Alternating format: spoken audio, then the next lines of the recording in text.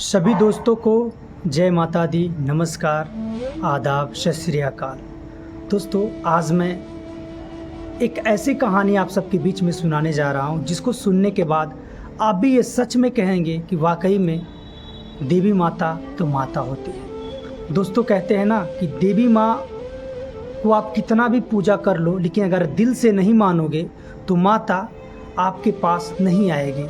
ये रियलिटी बात है। आज मैं आदिशक्ति जगदम्बा दुर्गा जी का एक कहानी सुनाने वाला हूं। दोस्तों, इस कहानी को आप लोग प्लीज़ ध्यानपूर्वक ज़रूर सुनिएगा। जितने भी मेरे भाई देख रहे हैं, चाहे वो हिंदू हों चाहे अन्य धर्म के लोग हों, मैं किसी धर्म को लेकर नहीं बात कर रहा हूं। बस माँ दुर्गा का एक छोटा सा बहुत अच्छा सच्ची कहानी है। दोस्तों, आज मैं जो आपके बीच में पेश करने वाला हूं, वाकई में इसको दिल से सुनना। और सबसे पहले आप सभी को दोस्तों कि नवरात्रि की ढेर सारी शुभकामनाएं। आज फर्स्ट नवरात्रि है, माँ शैलपुत्री का दिन है, तो सभी को जय माता दी। दोस्तों, आज की जो कहानी मैं सुनाने जा रहा हूँ ये हमारे भारत देश की कहानी है। बहुत समय पहले की बात है। एक लड़का जिसका नाम राजकुमार होता है। नाम तो राजकुमार था, लेकिन वो राजकुमार नहीं था। बहुत गरीब परिवार से था, लेकिन हाँ, एक सीधा साधा बंदा था। थोड़ा बहुत पढ़ा लिखा था। बाकी उसकी उम्र करीब 23 वर्ष थी। उसका एक छोटा भाई भी था जिसका नाम राम कुमार था, और राम कुमार की उम्र करीब 15 साल होती है। उसके पिताजी इस दुनिया में नहीं थे, क्योंकि वो बचपन में ही चले गए थे। जब राजकुमार करीब 10-11 साल का था, तभी उसके पिता का किसी बीमारी के वजह से निधन हो गया था, जिसके वजह से उसके पिता का मृत्यु हो गई थी।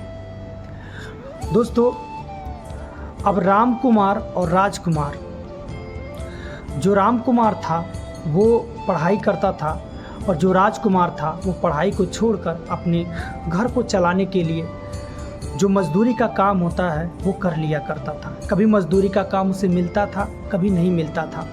वो बाहर नहीं जाना चाहता था। इसलिए नहीं जाना चाहता था दोस्तों, उसकी माँ थी जो कि बहुत ज़्यादा बूढ़ी अवस्था में थी, और उसका देख रेख करने के लिए कोई तो कोई होना ज़रूरी है। और जो छोटा भाई था वो तो पढ़ाई ही करता था, उसको उतना ज़्यादा ज्ञान नहीं था। दोस्तों, अब जो राजकुमार होता है वो मजदूरी करता है, और मजदूरी करके अपने घर का पालन पोषण करता है। लेकिन जो राजकुमार था वो गरीब तो था, लेकिन एक सच्चा इंसान था। ईमानदारी उसके अंदर कूट कूट कर भरी थी। और कहते हैं ना कि जिसके अंदर ईमानदारी होती है वो कभी झूठ नहीं बोलता।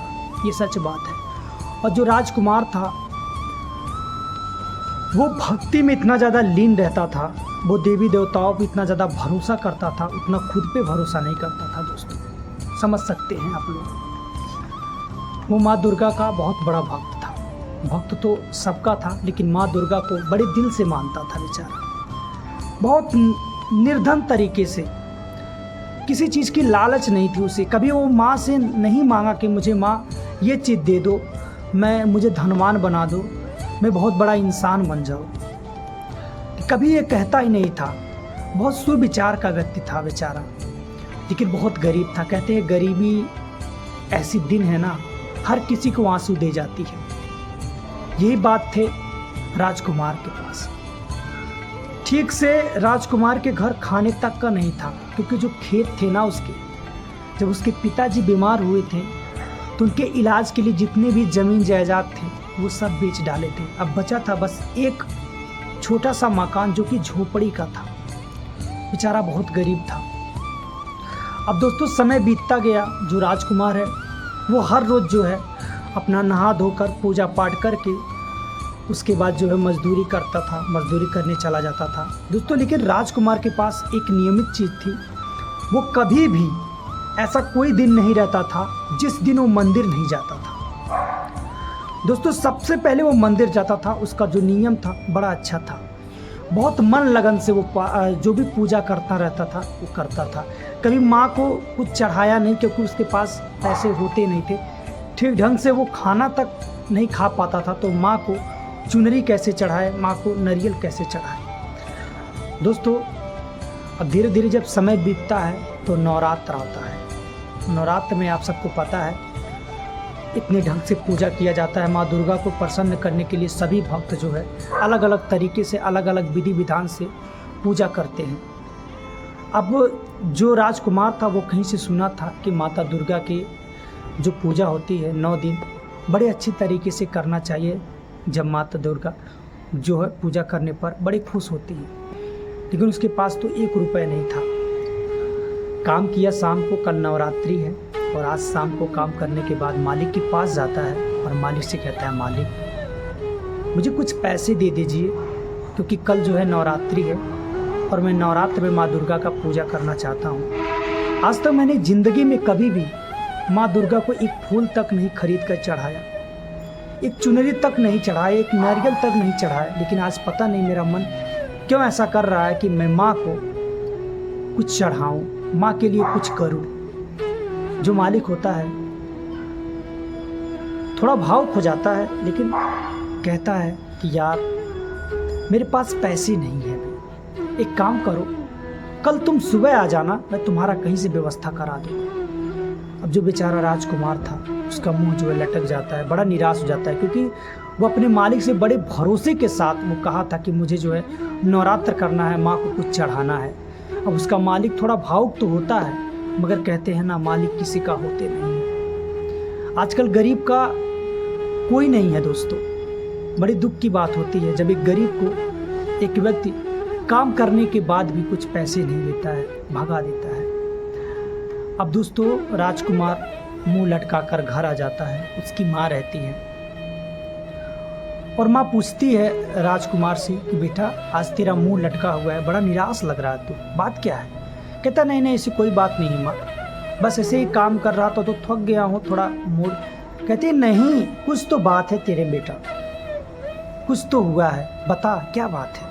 कहता है माँ मेरा पता नहीं मन क्यों कर रहा था कि मैं जो है कल नवरात्र लगने वाला और मैं नवरात्र में माँ दुर्गा को कुछ चढ़ाऊँ, उनके लिए कुछ करने का मेरे अंदर ही इच्छा थी। मैंने मालिक से हाथ जोड़कर पैसा मांगा, लेकिन मालिक ने मना कर दिया। उसकी जो माँ होती है, माँ तो माँ होती है दोस्तों, चाहे किसी की माँ हो। कहते हैं ना बेटा का पूत हो सकता है लेकिन माता को माता नहीं हो सकती। ये सच्ची बात है दोस्तों। अब जो उसकी माँ थी उसके पास एक छोटा सा सोने का नाक में पहनने वाला एक नथुनी होता है। उसकी माँ नथुनी को उतार देती है और कहती है बेटा मेरे लिए तेरे से बड़ा धन इस दुनिया में कुछ नहीं है। अगर मैं आज जी भी रही हूँ ना तो ये तुम सबके लिए जी रही हूँ। वो जो नथुनी होती है अपने नाक की निकाल कर उस बेटे को दे देती है। कहती है जा इसको बेच कर तो दुर्गा माता का नवरात्रि का पूजा बड़े अच्छे तरीके से करना। लेकिन जो राजकुमार रहता है कहता है नहीं माँ, माँ तो माँ होती है, चाहे दुर्गा माँ हो, चाहे लक्ष्मी माँ हो, चाहे सरस्वती माँ हो, चाहे पार्वती माँ हो, चाहे खुद मेरी माँ ही क्यों ना हो। मैं अपनी माँ को ना खुश करके मैं दुर्गा माता को खुश नहीं कर सकता, क्योंकि आप दोनों एक ही हो। चाहे मैं कुछ भी करूं, मुझे ऐसा लग रहा है कि मैं दुर्गा माता की जो नथुनी है उसको निकाल कर मैं निस्वार्थ होकर, मैं मतलब स्वार्थी होकर मैं माता का पूजा कर रहा हूँ। वो उसकी माँ कहने लगती है बेटा सच में तू भगवान लगता है रे। जो नथुनी होता है उसकी माँ जबरदस्ती करती है, लेकिन नहीं, वो कहता है नहीं मैं नहीं ले जाऊँगा। अब जो राजकुमार था इसी चिंता में था कल मैं नवरात्रि नहीं कर पाऊंगा, कल नहीं कर पाऊंगा नवरात्रि। बेचारा सो जाता है। सोने के बाद सुबह उठता है, नहाता है करीब 5 बजे के आसपास। उसके बाद उसके मन में तो इच्छा थी मैं माँ को नारियल चुनरी चढ़ाऊँ, लेकिन कहते हैं ना अगर आपके अंदर इच्छा है तो इच्छा जरूर पूरी होती है। दोस्तों वो नहा धोकर मंदिर के लिए ही जाता है कि अचानक में उसे एक आवाज़ सुनाई पड़ती है, मेरी मदद करो मेरी मदद करो। वो फौरन पीछे मुड़कर देखता है, उसके बाद वहाँ पर कोई रहता नहीं। फिर उसके बाद वो चलने लगता है, फिर आवाज़ आती है मेरी मदद करो मेरी मदद करो। एक बूढ़ी माँ रहती है जो कि बहुत सारा नारियल ली थी और बहुत सारा फूल ली थी, और जो भी नवरात्र में जो भी छोटी छोटी चीज़ें मिलती हैं पूजा पाठ की वो सब ली थी। वो किसी मंदिर पे अपनी दुकान लगाने के लिए जा रही थी। अब अचानक में जो उसका ठेला होता है वो पलट जाता है और अकेली रहती है बेचारी, तो उसको उठाने में बड़ा दिक्कत होता है। तो उस लड़के को देखकर राजकुमार को आवाज़ लगाने लगती है। अब राजकुमार जो था वो पीछे पलटता है, उसके बाद देखता है कि एक बुढ़िया माँ जो कि बहुत सारा सामान ली हुई है। अब वो क्या करता है, उसकी मदद करने के लिए चला जाता है। कहता है हाँ माँ क्या बात है। वो कहती है बेटा मेरा ये ठेला थोड़ा दूर तक ढकलवा दोगे क्या, पलट गया है, मेरे से ढकेला नहीं जा रहा है बेटा, 2 किलोमीटर से इसे ढकेलते हुए ला रही हूँ और सुबह का पहरा है, मुझे जो है ढकेला नहीं जा रहा है, प्लीज़ बेटा ढकेलवा दोगे क्या। राजकुमार कहता है क्यों नहीं माँ। वो तुरंत उसका ठेला जो है ढकेलता हुआ जहाँ मंदिर था वहाँ तक लाता है। और जो वो बुढ़िया थी उसके चेहरे पर जो उदासी थी राजकुमार की वो देख लेती, कहती बेटा बात क्या है। कहता कुछ नहीं, ऐसे ही माँ का दर्शन करने के लिए आया हूँ। वो कहती है दर्शन वैसे करोगे, कुछ लिए हुए। कहता हाँ मेरे पास पैसे नहीं हैं, मैं क्या करूँ। वो कहती है बेटा तेरे पास सच में पैसे नहीं हैं। कहता हाँ माँ मेरे पास पैसे नहीं हैं। सारी स्थिति उस माँ को बताने लगता है। उसके बाद उस माँ के भी आंखों में आंसू आ जाती है और जो राजकुमार था उसकी आंखों में भी आंसू आ जाता है, क्योंकि वो अपनी दुख किसी को बताकर दुखी नहीं पहुंचाना चाहता था, लेकिन उस माँ को बड़ा जिद करने पर अपनी दुख बताता है। अब जो वो औरत रहती है वो नारियल जितना भी सामान होता है कहती है ले बेटा तेरे पास भले पैसा नहीं है, ले समझ ले कि मैं तेरी माँ हूँ और तू मेरा बेटा है। बड़े चाव से बड़े खुश होकर राजकुमार उस सारे सामान को, सारी सामग्री को उठाता है और बड़े निस्वार्थ होकर उस मंदिर में चला जाता है और बड़े दिल लगा के बड़े मन से माँ दुर्गा का पूजा करता है। उस दिन वो बहुत ज़्यादा खुश था, कुछ प्रसादी भी उसके पास थे।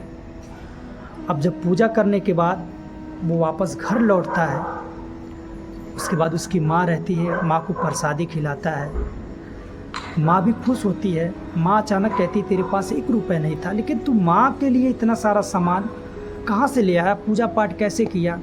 तो सारी बातें वो जो है अपनी माँ से बताता है। तो उसकी माँ कहती है बस ये उनकी कृपा है।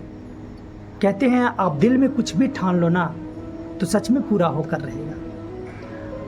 दोस्तों समय बीतता है।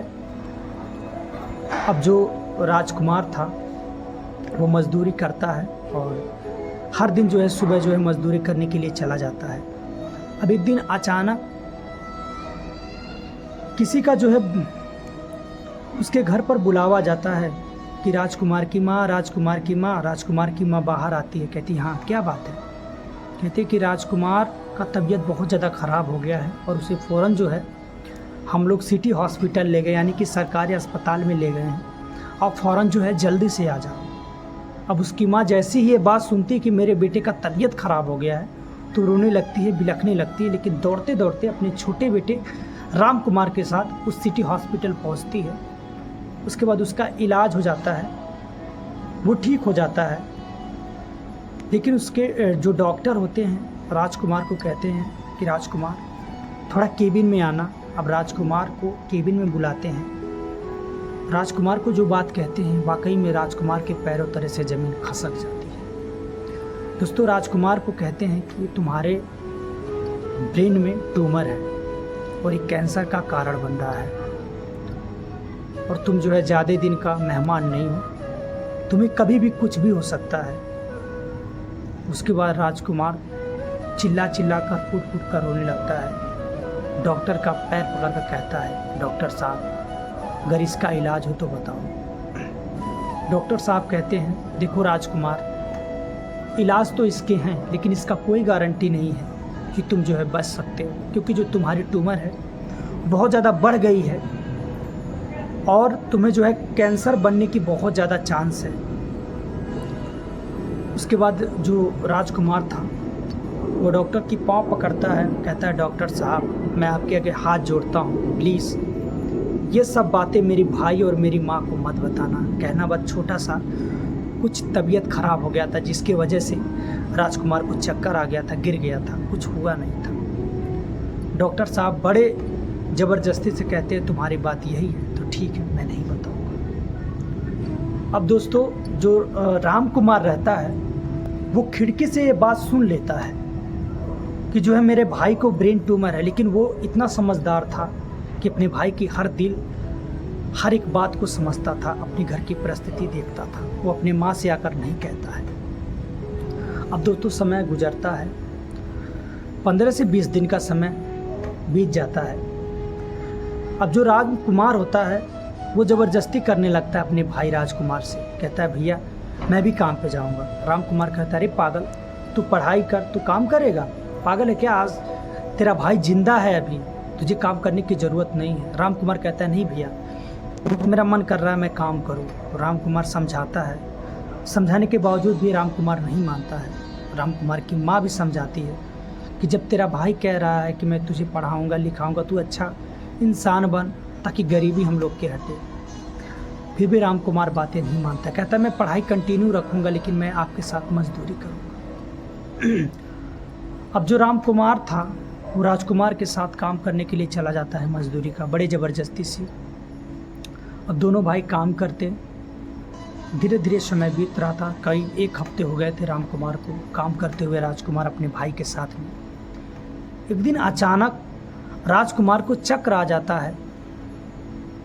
उसके बाद राजकुमार जो था चक्कर की वजह से वहीं पर गिर जाता है और गिर कर बिखर बिखर के चिल्लाने लगता है। उसके बाद थोड़ी देर में बेहोश हो जाता है। जो रामकुमार था वो तो अपने भाई की हालत जान ही रहा था। रामकुमार अपनी भाई की हालत को देखकर रोने लगता है, बिलखने लगता है। उसके बाद जो रामकुमार था अपने भाई को उठाता है, हॉस्पिटल ले जाता है। डॉक्टर कहता है अब ये कोमा में चला गया। दोस्तों जब इतनी बात उसका भाई सुनता है तो वाकई में एक भाई भाई से प्यार क्या होता है उसी पल पता चलता है। दोस्तों फूट फूट कर रोने लगता है जैसे कि एक बेटा अपने बाप के लिए रोता है। दोस्तों इतनी दर्दनाक तरीके से वो रोता है ना, वाकई में रोंगटे खड़े हो जा रहे हैं। मैं जो बात बता रहा हूँ एक रियलिटी सच्चाई है घटना। दोस्तों रामकुमार रोने लगता है अपने भाई को लेकर, और अपने भाई को लेकर जब डॉक्टर कहते हैं ये कोमा में चला गया, वो सोचता है मैं अपनी माँ को कैसे बताऊं। किसी इंसान की वजह से पता चलता है कि उसके माँ को भी पता चल गया कि उसका बेटा की तबीयत फिर से खराब हो जाता है। भागी भागी दौड़ी दौड़ी उसकी माँ हॉस्पिटल आती है। उसके बाद हॉस्पिटल में उसकी माँ जैसे ही पहुँचती है देखती है कि मेरा बेटा एकदम बेहोश पड़ा हुआ है। अब रामकुमार जो था वो झूठ बोलने की बहुत कोशिश करता है लेकिन उससे नहीं बोला जाता है। कहता है माँ भैया को ब्रेन ट्यूमर है और डॉक्टर साहब ने बोला है कि अब तुम्हारे भैया कोमा में चले गए। कोमा में चलने का मतलब है इनका कोई गारंटी नहीं, ये जिंदा हो सकते भी हैं और ये दुनिया से जा सकते भी हैं, और 98% संभावना है दुनिया से जाने का, यानी कि इनकी मृत्यु का, और 2% इसका चांस है जान बचने का। जैसे ही राजकुमार की माँ सुनती है बहुत चिल्ला चिल्ला कर रोने लगती है। उसके बाद कहते हैं ना जब डॉक्टर हर किसी चीज़ से हार जाते हैं तो वो भी कहते हैं ऊपर वाले से विनती करो। अब जो राजकुमार की माँ थी कभी मंदिर नहीं गई थी क्योंकि वो उन माता को उतना नहीं मानती थी, मगर इतनी ज़्यादा बुढ़िया थी कि जो मंदिर था वो करीब उसके घर से 2-3 कोस था, तो पैदल चलकर उसकी माँ नहीं जा पाती थी, थक जाती थी बेचारी। और उस ज़माने में कुछ गाड़ी घोड़े हुआ ही नहीं करते थे कि लोग जो है गाड़ी से जाएं। तो जो राजकुमार की माँ थी वो दौड़ी दौड़ी उस मंदिर में जाती है और माँ से एक छोटा सा विनती करती है, माँ मेरे बेटे को मत छीनो, मेरे सुहाग को तो छीन लिए, मेरे बेटे को मत छीनो। रोती है, बिलखती है, चिल्लाती है, पूजा करती है, माँ से विनती करती है, उसके बाद वापस आती है। बहुत ज़्यादा विनती करने के बाद, बहुत ज़्यादा पूजा पाठ करने के बाद जो राजकुमार था 5 दिन के बाद जो डॉक्टर साहब थे वो कह देते कि राजकुमार अब इस दुनिया में नहीं रहा, इसे यहाँ से जल्दी ले जाओ। जो तो उसका भाई था वहीं पर बेहोश हो जाता है, रो रो कर हालत पूरी हो जाती है। माँ भी रोने लगती है। दोनों का जो हालत है बहुत बेकार हो जाता है। दोस्तों अब जो राजकुमार की बॉडी थी उसको उसके घर लाया जाता है। लेकिन उसकी माँ को विश्वास नहीं था कि मेरा बेटा इस दुनिया से चला गया। फिर कहते हैं ना कि कभी नामुमकिन चीज़ को भी मुमकिन हो जाता है दोस्तों। जैसे एक घर आता है ना, जब बताते हैं कि उनका बेटा इस दुनिया में नहीं रहा, उसके कुछ देर बाद अचानक में उसको जो है एक खांसी आती है, अचानक में सांस चलने लगता है। इन जो भी वहाँ पे लोग थे वो अदंक जाते हैं, अरे भाई ये कैसे हो गया, दंग हो जाते हैं। जो राजकुमार था वो उठकर खड़ा हो जाता है, मानो कि उसको कुछ हुआ ही ना। अब उसकी माँ जैसे ही अपने बेटे को देखती कि मेरा बेटा उठकर बैठ गया, मेरा बेटा तो इस दुनिया से जा चुका था, फिर जो है गले लगा देती है और रोने लगती है। और उसके बाद दोस्तों जो राम कुमार था वो भी रोने लगता है। बड़े खुश होते हैं दोनों लोग। और उसके बाद जो राम कुमार था उसका चेक करा जाता है और अचानक में पता चलता है कि राम कुमार को तो कोई ब्रेन ट्यूमर थी ही नहीं, सॉरी राजकुमार को तो कोई ब्रेन ट्यूमर थी ही नहीं। पूरा परिवार खुश हो जाता है और डॉक्टर भी अचंभित हो जाता है, आखिर हुआ क्या। कहते हैं ना दोस्तों, अगर आपकी भक्ति में दम होगा ना, आपकी भक्ति सच्ची होगी ना किसी के प्रति, मैं ये नहीं कहता कि आप दुर्गा माता से प्रेम करो, अगर आप अपनी माँ से भी प्रेम करोगे ना, अपने पिता से भी प्रेम करोगे ना, विश्वास करोगे ना, भक्ति बात भक्ति की नहीं है, बात विश्वास की है। कहते हैं दोस्तों कि विश्वास एक ऐसा चीज़ होता है कि आप विश्वास कर कर किसी का भी दिल जीत लेंगे। गलतियाँ तो हर किसी से होती है। उम्मीद करते हैं कि जो आज की कहानी थी आप सभी को बहुत ज़्यादा पसंद आई होगी, क्योंकि दोस्तों ये कहानी जब मैं पहली बार सुना था, वाकई में इस कहानी को सुनकर मैं रो दिया था। तो ठीक है दोस्तों, अगर चैनल पर नए हैं तो चैनल को सब्सक्राइब कर लीजिए, वीडियो को भी लाइक कर दीजिए, और जितने भी माँ के भक्त हैं और जिनको भी ये कहानी अच्छी लगी हो, प्लीज़ इस वीडियो को शेयर ज़रूर कीजिएगा और एक प्यारा सा कमेंट अपने इस भाई के लिए ज़रूर कीजिएगा। मिलते हैं किसी नेक्स्ट वीडियो में ऐसी इंटरेस्टिंग कहानी लेकर, तब तक के लिए धन्यवाद। जय माता जी।